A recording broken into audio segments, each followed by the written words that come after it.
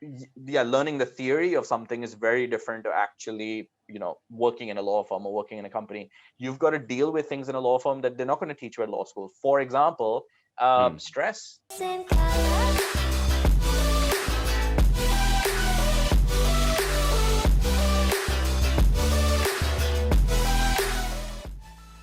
Hey guys, welcome to our Passion Project episode. In today's episode, we're talking to Rohan Bilimoria. He's the founder of Law Ninjas, a platform for lawyers and law students globally. Rohan has also had an extensive background in corporate law, working with organizations such as KFC and Pizza Hut, and he's currently based in Sydney. Thanks for joining the podcast, Rohan. Thank you, Himanshu, and thank you, AutoLink, for this warm invitation. I'm really looking forward to chatting with you. Awesome. All right, Rohan, let's get into it. Tell us a little bit about yourself, about how you got into the legal career, and what you're kind of working on today. Thanks, Himanshu. So, yeah, I'm a lawyer. I've been a lawyer all my life. And so I was born in New Delhi in India. And when I was 14, my family and I moved to Sydney, Australia. And so I did my last couple of years of high school and my university here. And at uni at the University of New South Wales, I did a double degree, which is 2 degrees simultaneously, which takes about 5 years in total. And so I chose to do law and finance, try to cover all my bases. And then after the sort of uni, I sort of thought about it and I realized that I wanted to go overseas. I wanted to sort of challenge myself, think outside the Mhm. box. And so I took a job with a law firm called Linklaters, which is based in London. And so I moved around with them to Moscow, Tokyo, Singapore. And then I moved to a firm called Mayer Brown. And then I moved to the company called Yum Brands, which is the Mm. parent of KFC, Pizza Hut, and Taco Bell. So I hope you like your fast food because I love it. And then I worked there for about 3 years. And at KFC, actually, I was not only a lawyer, I also did 18 months in their marketing team and about 6 months in their Wow. operations team. And then in November last year, through all this COVID pandemic that we've been going through, I decided and realized, I guess, that family and friends are the most important things in the world. And so Mhm. I decided to move back to Sydney to be closer to my family. And now I'm currently an in house lawyer at one of the big four banks here. And so that's the kind of career Mm. trajectory. But also, as you said, Law Ninjas is my passion project, if I can call it that. And I run it, I've been running it since about 2017. It started off as a social network or a Mhm. community of lawyers. It's grown into something a lot bigger than that. We're at lawninjas.co, so that's the website. Mhm. And we run free weekly workshops with leading speakers from around the world, and everyone's welcome to attend. And we also are now going to start providing courses and training on more sort of substantive legal topics. So yeah, it's an exciting time, and I'm very, very keen to see what the future has in store. That's amazing. Rowan, I definitely wanted to get into Law Ninjas, but before that, I think it'd be really interesting for people watching who either have a legal background or are working in a company to kind of understand your mindset, getting into your first job or even transitioning. How did you make that decision in university or even before university that you wanted to get into law? What was your kind of inspiration or objective learning this, and why did you make that decision to do a dual degree? Excellent, thank you. So yeah, with the why I wanted to be a lawyer, I think I've always wanted to be a lawyer. Hmm. Both my parents are lawyers. Right. My dad was an in-house lawyer for Pepsi and for Hmm. Nestle for many, many years, and I used to see him. I used to see his friends and colleagues, and I used to see how much they loved their jobs. And so I said, okay, that sounds pretty good and looks pretty good. Hmm. So I always wanted to be a lawyer. And then I kind of went into that. In Australia, you have to do a combined degree with law with something else. You can't do Got you. law on its own. Unlike I think probably in the US, where you Hmm. can do some sort of like an undergrad and then you do your law degree, which is I think 3 years. Hmm. Or 3 or 4 years. In Sydney, you have to do 5 years, and it has to be law and finance, law and arts, law and science, or something. Right. So yeah, that's kind of how it worked out. And no regrets so far. So it's been pretty good. Nice. And I mean, this when you were in college and stuff, this was way before Suits. Not way before, it was sometime before Suits because I think Yeah, before Suits, I think. Yeah. there's whenever I speak to a few of my friends or people that I know, they're like, oh, I watch Suits and that's why I wanted to become a lawyer. Do you think that's something that's okay for people to do, to watch TV shows and get inspiration from that? Or is that like not Yeah. realistic at all? I mean, it's probably not realistic, but what are your thoughts on that? Yeah, so for me, actually, so I'm pre-suit, so I'm kind of giving away my age now. But I did watch a lot of John Grisham movies and read his books. Earl Stanley Nice. Gardner with Perry Mason. I'm not going to be saying things that are pretty old. Law and Order, those kinds of Boston TV shows Legal. and Yeah. books. Yeah, exactly. So you Right, kind right. of get excited about it. Boston Legal, which is one of my favorite TV shows. Best. But Best. yes, I would say having now worked in a law firm and a company in different kind of roles and countries. I can say it's not like Suits, it's not like Boston Legal.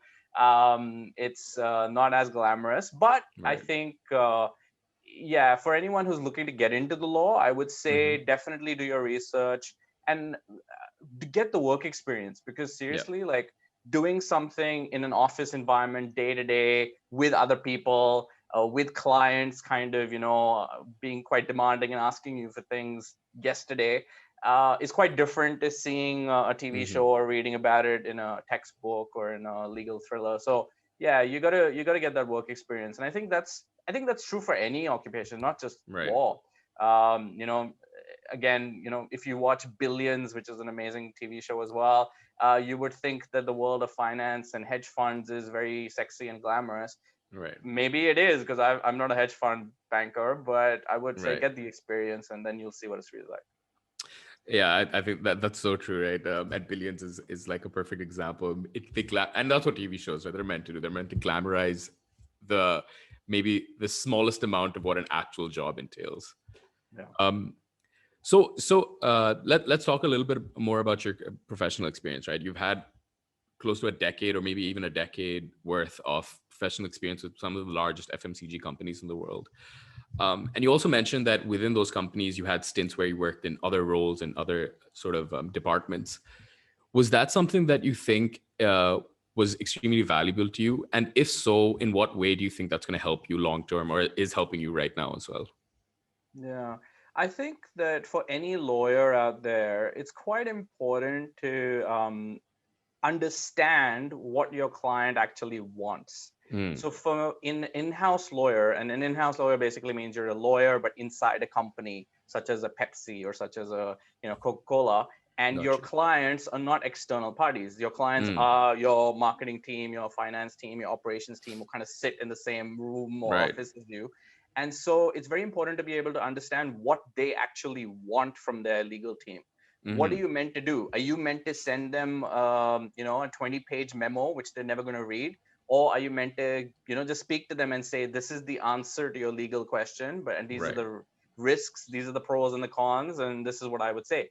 you know Everybody works in different ways. Everybody wants something different from their lawyer or accountant or Mm, advertising agency or digital marketing agency, whatever your service you're providing. And so I think it's quite important to understand what your client actually wants. And the only way to do it, or the best way to do it, is to step into their shoes. got you. So that's kind of what I wanted to do. I wanted to see the other side. I wanted to be able Mm, to see what actually, the commercial business side does, and what they do in terms of running the business, and also I find marketing and advertising and all these things really interesting. So now that I'm running Law Ninjas, I am mm, the operations guy, the marketing guy, and the legal guy. So right. it's a nice way to kind of bring it all together. So I'm having a lot of fun doing that. That's really cool to hear, and I love the memes that you post. They're super entertaining as well, and very Thank you. relatable. I think that's really important. People miss out that it's not just the graphic; it's the actual copy and what you're writing and who you're addressing. So I can definitely say that from a marketing point of view, it seems to be working and grabbing Thank people's you. attention. And I think, the memes, yes, I do get a lot of feedback about them. Mostly positive, which is good. And if you just look at it from a broader perspective, right? Hmm. Why am I doing it? Like, Yep. it takes a lot of time and effort, and I'm Hmm. doing it kind of by myself on the Right. phone, on the train to work, or I'm doing it kind of at night when I have this creative sort of Brainwave. idea. Yeah. Sure. It's because my target demographic, or a large portion of my law students and lawyers Hmm. are young, Hmm.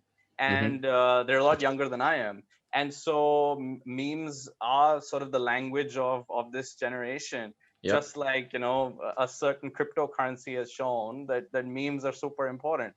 So I would say that, and for anyone who's looking to start a business or to Hmm. market to a certain target audience, you have to understand them. You have to figure out what is it that they're going to be interested in, what is it that they're going to be looking at on LinkedIn and on Instagram. I mean, I think I'm the only person who's posting memes on LinkedIn, which is it's quite weird. I think if I saw somebody posting memes on LinkedIn, but it does make you kind of stand out from everybody else who's posting, stuff that's helpful and in text format. Hmm. But there's so much of it anyway. So yeah, you just got to stand out and differentiate yourself is kind of my philosophy. So there's something I wanted to go back on that you mentioned, right? That the fact that when you were working as an in-house lawyer, there were other departments that you were working with, and they were essentially your clients. And I think what you said, right, about stepping into their shoes gave you some perspective from the other side of the table. I think for any service provider, right, as a digital marketing provider, as a lawyer, as an accountant, it is so important to understand what that person's perspective or point of view is, right?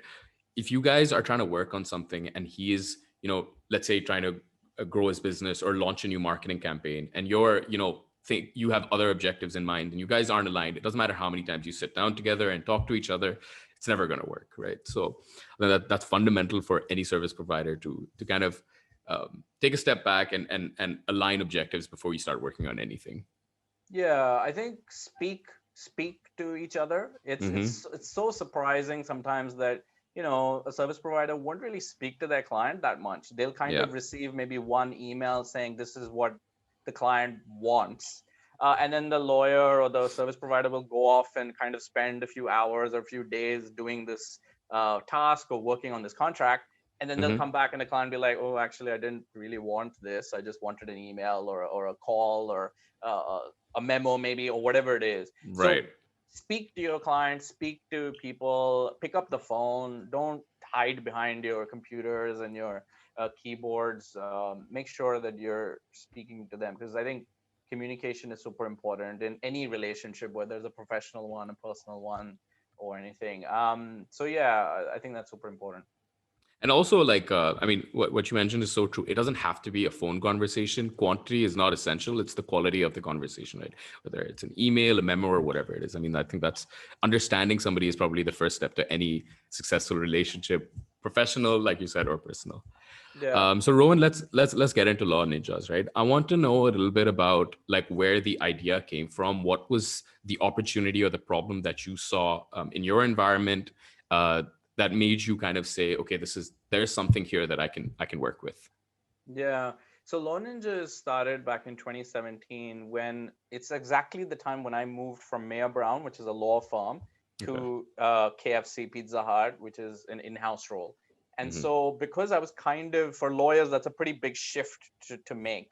And I had no idea about what to expect or what kinds of questions I might come up against, because I had never had Hmm. my clients sitting in the same office as me. And so I set up a WhatsApp group, because I love setting up WhatsApp groups, and it was with about 10-15 of my in-house lawyer friends in Singapore and in India.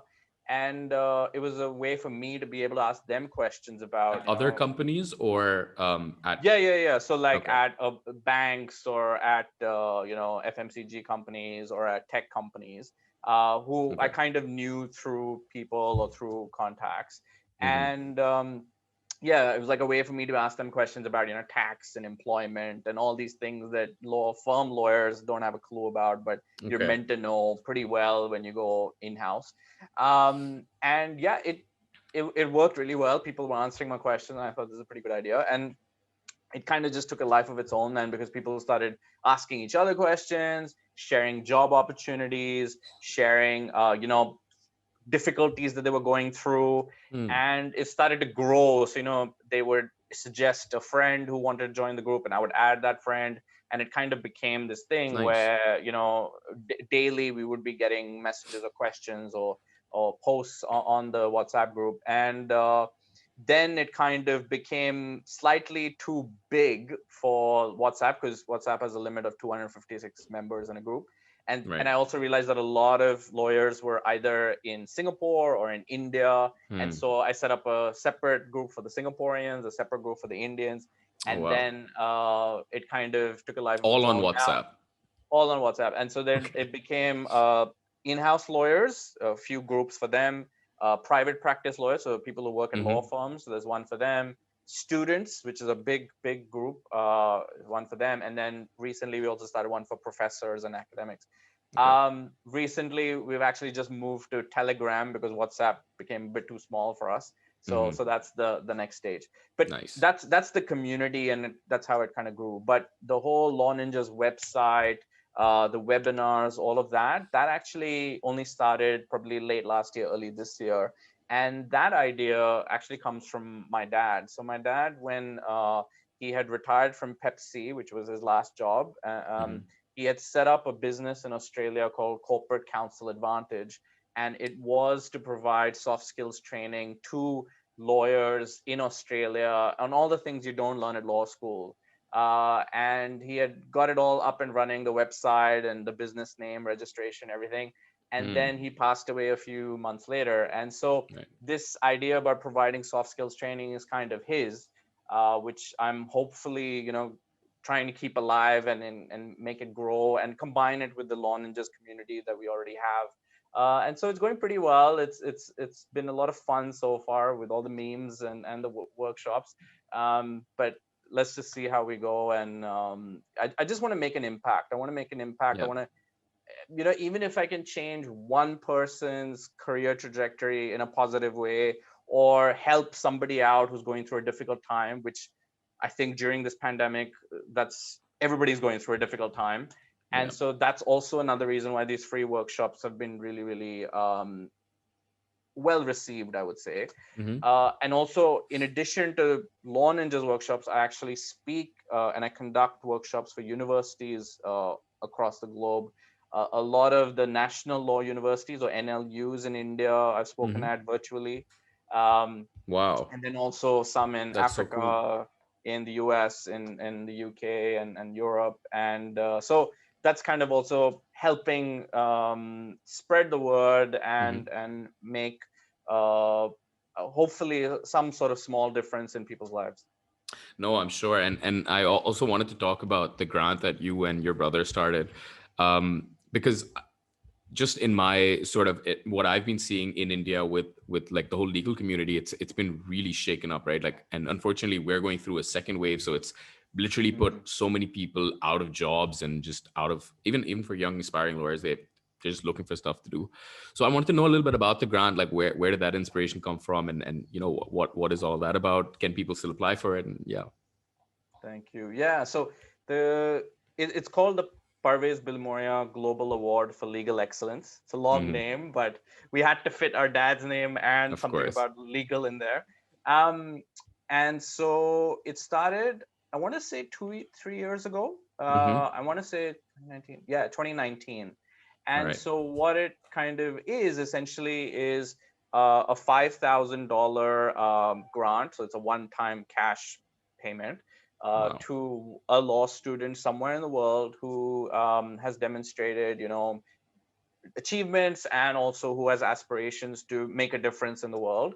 Hmm. And so the application process is quite simple. You just have to send through a 2-minute video through WhatsApp to a phone number, and you just have to kind of tell us about yourself and, like I said, your achievements, your aspirations, what you want to do or what you're doing. And you have to be either a current or a future law student somewhere in the world.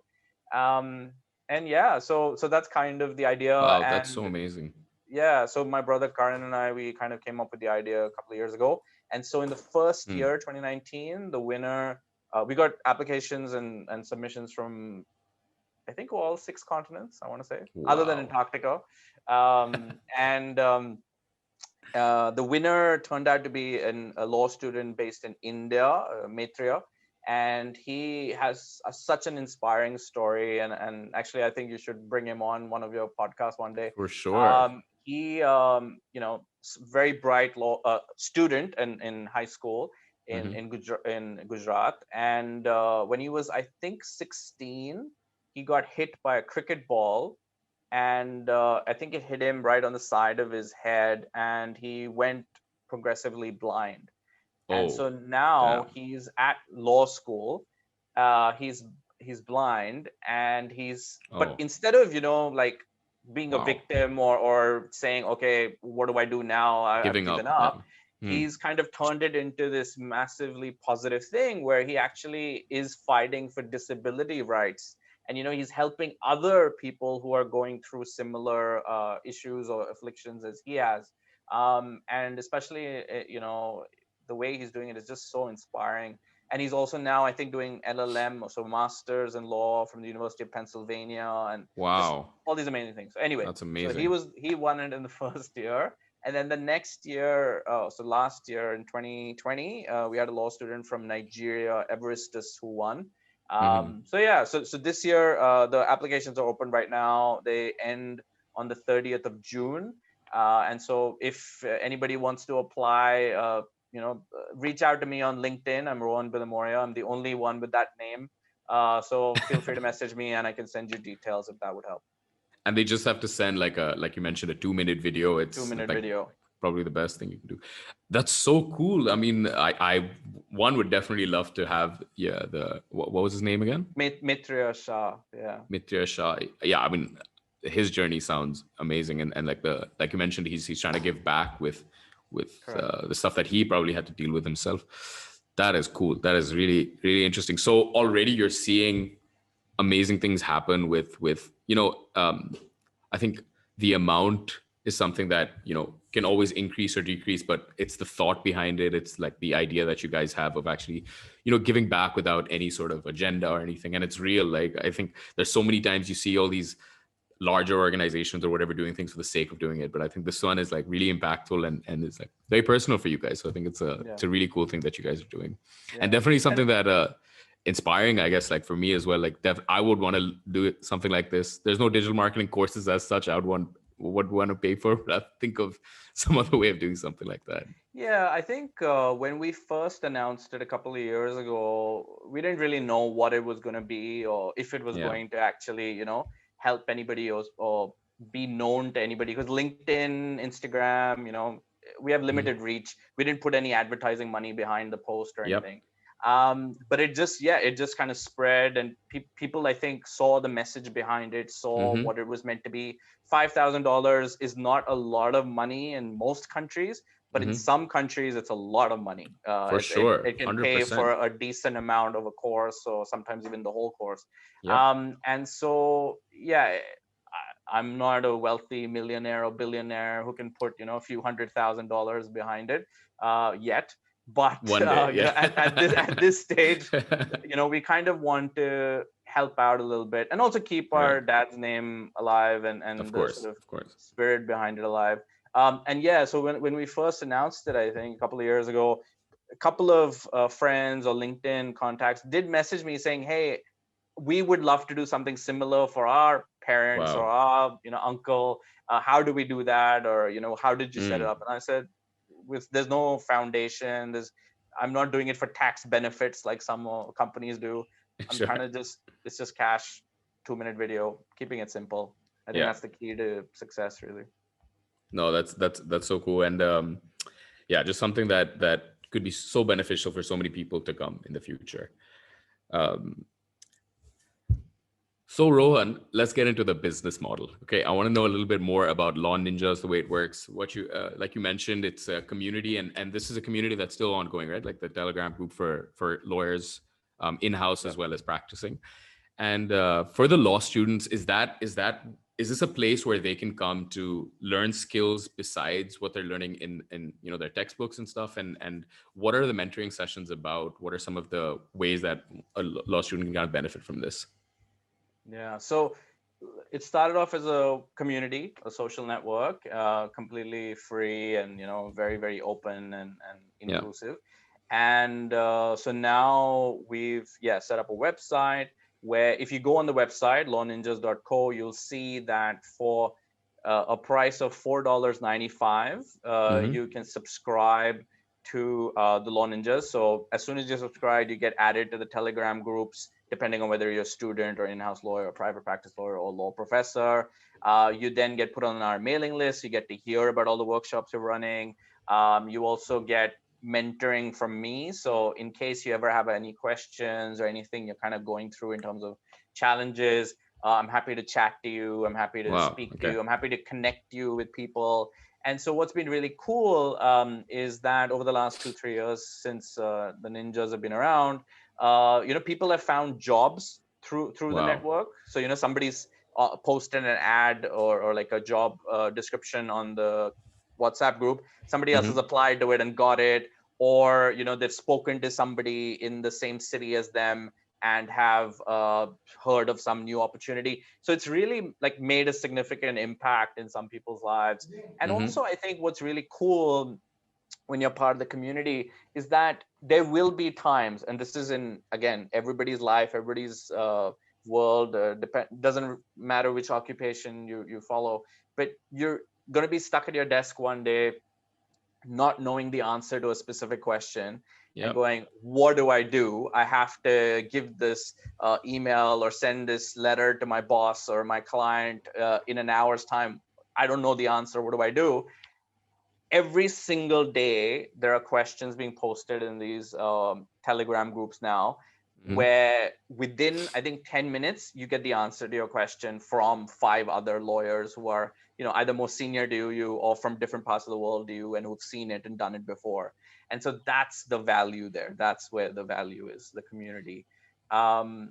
Yeah, so in terms of, you said the business model, I would say that it's the subscription model. So that's Mm-hmm. one revenue stream. Then another revenue stream is going to be, I think, now courses. So for Yep. example, you pay like $10, you get access to a 2-hour or 3-hour workshop on a Mm-hmm. particular legal topic. You get a certificate at the end of the day. And then obviously you get kind of, again, access to the speaker, access to me, to ask questions. So we're just kind of seeing how it goes, Mm-hmm. and it's, again, not meant to be this massive $1 billion enterprise. There are other legal education companies out there who've been doing it for a lot longer than I have, but I will say that the two differences, Mm. two of the many differences that I can kind of talk about. The first one is that 10% of any profits from Law Ninjas go towards funding scholarships for deserving law students around the world. Nice. Um, I know 10% doesn't sound like a very big number, but No, that's a that's lot. that's that's kind of what I'm starting off with, and Right. then That's let's make a profit first, and then we can kind of increase that sure. number.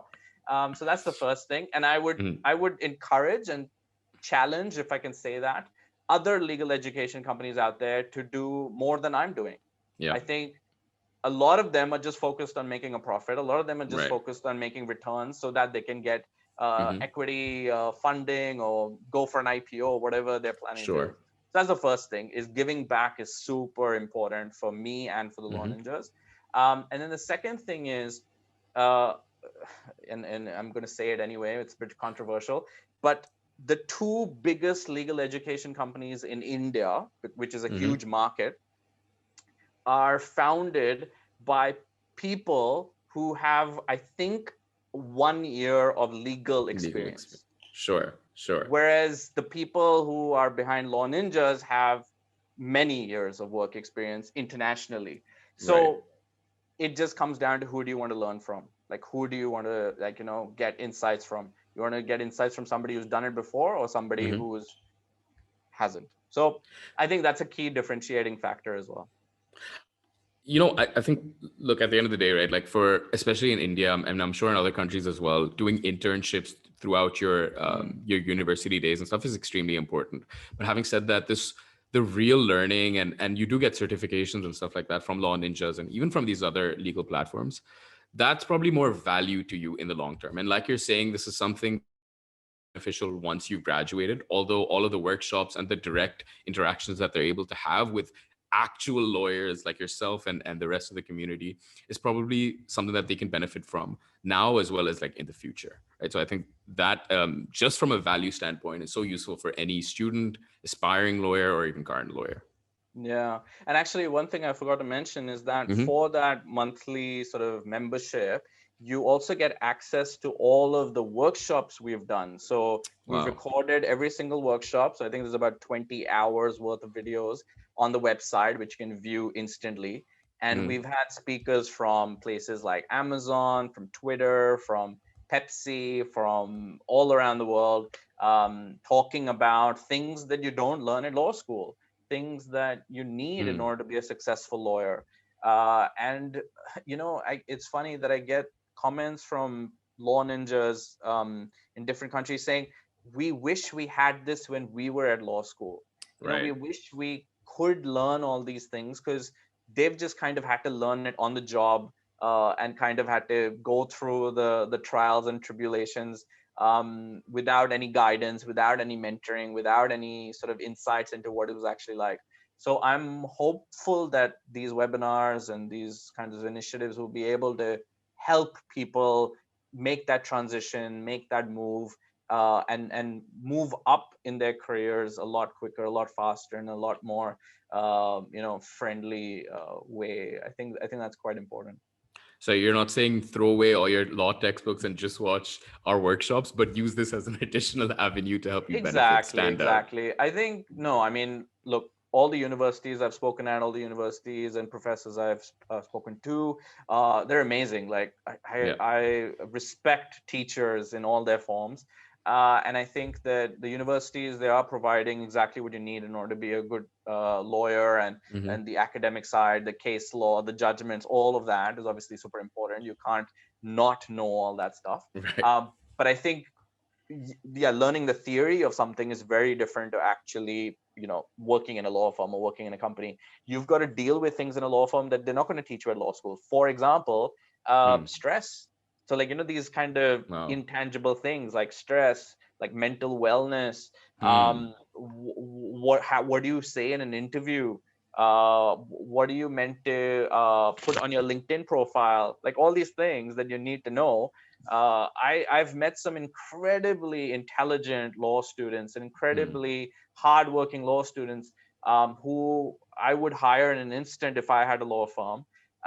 But when you look at their LinkedIn profile or when you look at their CV or their cover letters, they don't It's know how not to stuff. put them together. Like the Right. Right. photograph is, not the best, or Mm. they have, typos in their CVs, or, just small stuff, which, if you're applying to some other sort of industry or some other sort of occupation where attention to detail is not super important or as Mm. important as it is in the law, you'd probably get away with a few typos in your CV. But in the law, unfortunately, a spelling error or a missing comma, it kind of jumps out, and so you need to Yep. make sure that you really, really do it well. So anyway, so that's the point. So you just kind of fill the gap between law school and life, and I'm doing it kind of one week at a time. I mean, like that's so important, right? Like, is there's probably 100,000 law students applying, and probably more than that actually, given applying to the same job or whatever it is, or the same career path, right? So your real differentiator is, of course, the technical understanding and your grades and all of that stuff. But more than that, it's the person you are. Like at the end of the day, you're working with somebody 18 hours a day. The person hiring you wants to make sure that you are somebody that they actually want to talk to for those 18 hours, regardless of what the profession is and stuff. So Exactly. definitely So, that. Yeah. being the smartest lawyer or accountant or banker, yes, it counts to a certain extent, but it's not going to get you to where you want to go. Mm. You have to build the social skills. You have to build, all the other sort of things you need in order to be a success at your profession. Like you said, you're you have to put yourself in the shoes of the other person, right? If Yeah. you were hiring somebody to join your team and you were the boss, who would you want? Would you want a robot who knows all the cases, who knows everything? Or would you want somebody, yes, who's hardworking, who's kind of got the basics and got the Hmm. knowledge, but has the enthusiasm, has the positive attitude, has the desire to be able to make a difference and contribute to the company, to the team, to the success of the enterprise. I think those are the things that you can't learn at law school or you can't see on a CV. Sometimes you have to speak to the person, you have to meet the Yeah. person, and so yeah, I think it's quite important to be able to appreciate that you need all these other skills in order to be a success. Yeah, I mean, to even be able to get the chance to converse with somebody who's potentially hiring you is what the Law Ninjas community can kind of bring to you, help you with, establish and stuff. So Correct, you can correct. actually talk to somebody and tell them, hey, Ex- this is why you should hire me. exactly. And actually, I think one of my dreams maybe is that people will start putting Law Ninja on their CV. Nice. And one day it will happen. I mean, people are already putting Law Ninja on their CV. But one day it will happen when somebody will go for an interview and the interviewer will be a Law Ninja, That's and they great. will already have something in common that they can talk about. And at the end of the day, one thing I always say to a lot of Hmm. students during my workshops is this whole concept of networking that we kind Hmm. of get told about at law school, or in our law firms.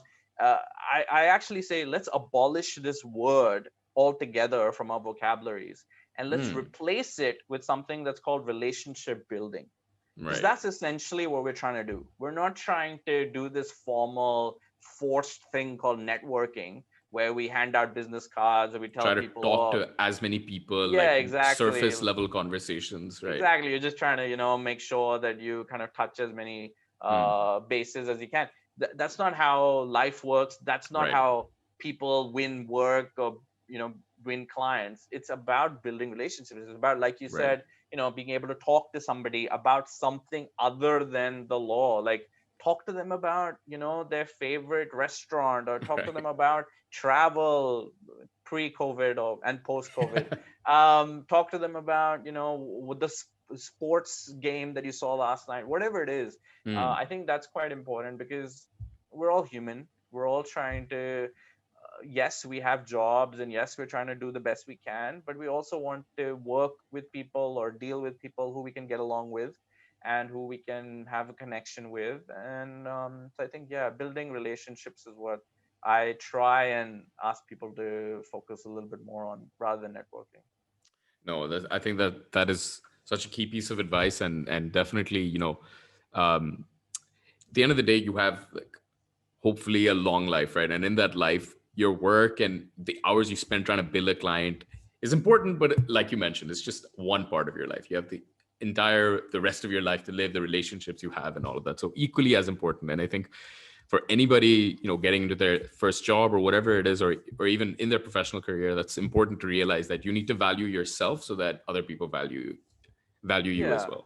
yeah, and I think that one of the things I ask law ninjas when they come on these webinars to speak, one of the questions I always ask them is, "What are you looking for in a law firm, when or a lawyer, when you're looking to appoint them, to act for you?" Hmm. And I always think, or I always thought, that they would say, "Oh, it's about the fees that they're going to charge me, or how many amazing deals that they've done in the past, which will show their credibility." But actually, a lot of people I've spoken to have said they want that, yeah, relationship. They want that rapport. They Hmm. want that enthusiasm. Yes, you want, obviously, not to pay too much in fees. You want somebody who's got the knowledge about that industry or that kind of deal. But these intangibles are what I think are more important. And so, yeah, Hmm. don't don't lose sight of that.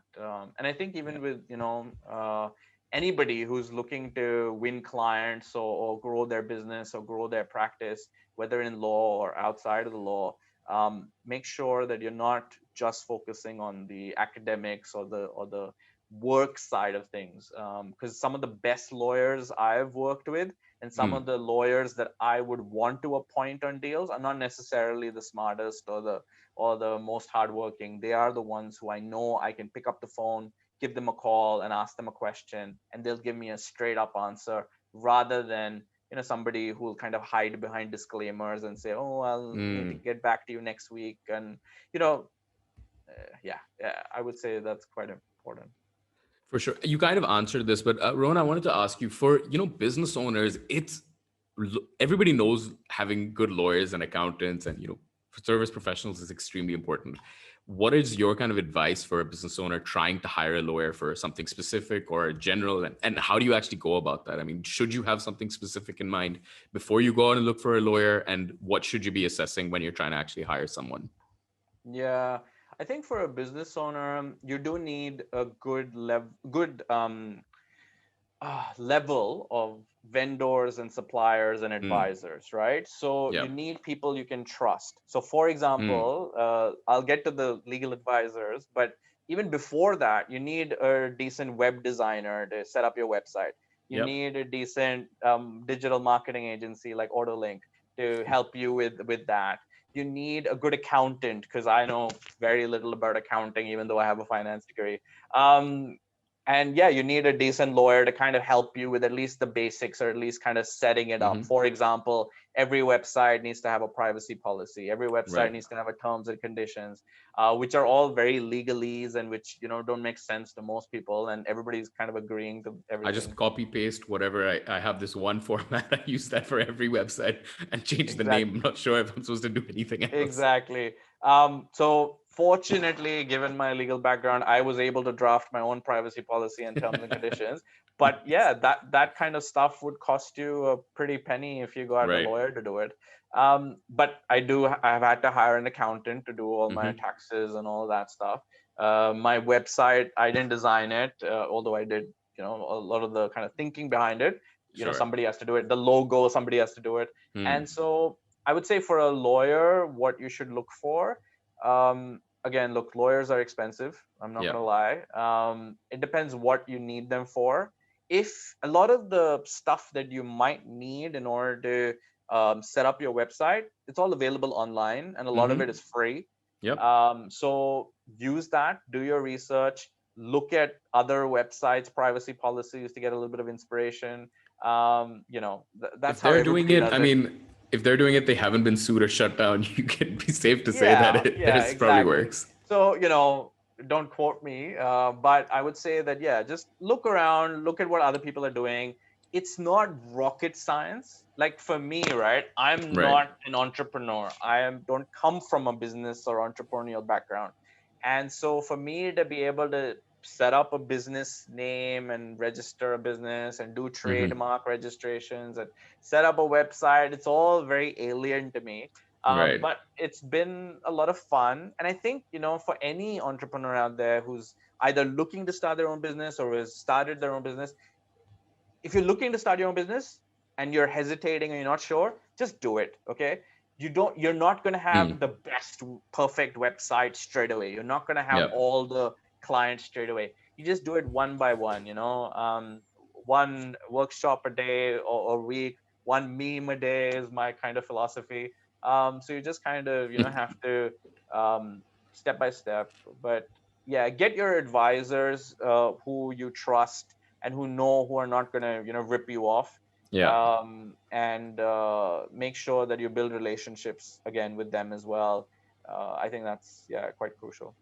Right. No, I think that's valuable not only for people like getting into their first business, right? Like a lot of it you can do yourself, do your own research, have some basic knowledge of what you're trying to get into.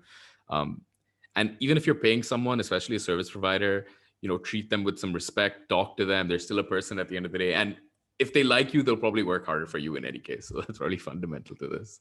Yeah, Uh, agreed. Rowan, last question. I wanted to know if somebody is leaving high school, they're about to join law school, they're thinking about joining law school. What are some of the attractive or growing career opportunities for them? What would you advise people to kind of get into if they have like a clean slate, they can start with anything, or even if they're going through their legal journey right now? Yeah. So I would say that definitely don't become a lawyer just because you think Suits is a fantastic TV show or because you Right. really love John Grisham thrillers. Fair. Obviously, use that, but speak to lawyers, Hmm. attend Law Ninjas workshops or other workshops, read what's happening on LinkedIn, join LinkedIn firstly, because there's so many law students out there who don't have LinkedIn. And Right. as soon as Okay. they hear from me, how important it is, they immediately open an account and they immediately start seeing, oh wow, there's a whole world out there. So I would say, if you're thinking about becoming a lawyer and you're in high school, then yeah, make sure you're doing it for the right reasons. Why Hmm. do you want to become a lawyer? Ask yourself, why do you want to become a lawyer? And then the second thing is, what you should do at law school, what I always say is, in your first couple of years of law school, assuming it's a Mm, 5-year journey, because in India as well, it's 5 years where you have to combine law with something. right. In your first couple of years, I would say don't put so much pressure on yourself to find Mm, internships or to figure out what you want to do for the rest of your life. Um, just absorb as much as you can, learn as much as mm, you can, meet as many people as you can, virtually or in person, and just kind of figure out, like, what is this thing called law, like what yeah. is corporate, what is environmental law, what is litigation, all these things that you kind of have heard about but you don't really know. Because so many law students come into law school and they're like, oh, I know I want to be a finance lawyer, or I know I Mm, want to be a criminal lawyer, and then they kind of put like a blinkers on, and they miss sometimes all these other potential opportunities that are out there. yeah. So yeah, absorb as much as you can in the beginning, and then yes, get it, work experience, speak to people, build relationships on LinkedIn and elsewhere, and really make sure that you're making informed decisions, because a lot of the decisions that are made now by law students and lawyers are just because they've heard that it's a good thing to do, or a friend Mm, of theirs is doing it, or right. they just feel like they have to do a master's, for example. But that's not how you go about it. Like, make sure that you're making the decisions for the right reasons, that you've spoken to as many people as you can and really formed your own view about it.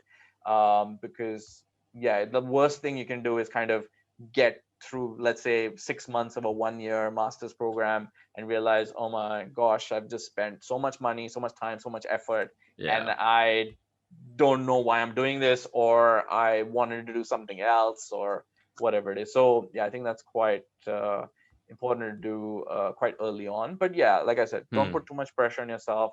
Just absorb as much as you can, and have fun with it as well. I mean, being a lawyer is quite a noble profession, I would say, and mm-hmm. it's quite different to any other profession, because although you may not become a lawyer after law school, or 5 years after law school, you might realize that you want to do more on the business side, you want to Yeah. become a yoga instructor or whatever it is.